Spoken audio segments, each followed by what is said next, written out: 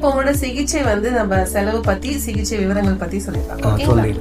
சாருக்கு நம்ம மேல்தாட கீழ்த்தாடையில அனைத்து பற்களையுமே எடுத்துட்டு இம்ப்ளான்ஸ் பொருத்தி டைட்டானியம் பார் கொடுத்து அதுக்கு மேல பிக்ஸடா பற்கள் கொடுத்திருக்கோம்.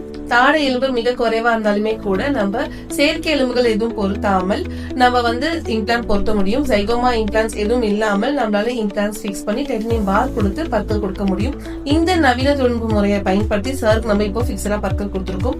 இப்போ கொடுத்திருக்கிறது தற்காலிக பற்கள். 6 மாதங்கள் கழித்து இந்த தற்காலிக பற்களை நம்ம நீண்ட கால பற்களா மாற்ற வேண்டியதா இருக்கும். Sir Italy brand implant தேர்ந்தெடுத்திருக்காங்க.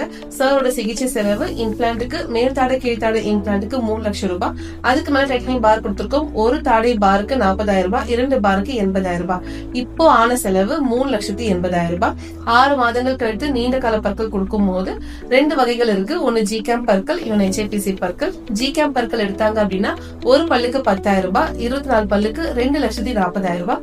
அதுவே HAPC பற்கள் தேர்ந்தெடுத்தாங்க அப்படின்னா ஒரு பல்லுக்கு 8,000 ரூபாய், 24 பற்களுக்கு 1,92,000 ரூபாய்.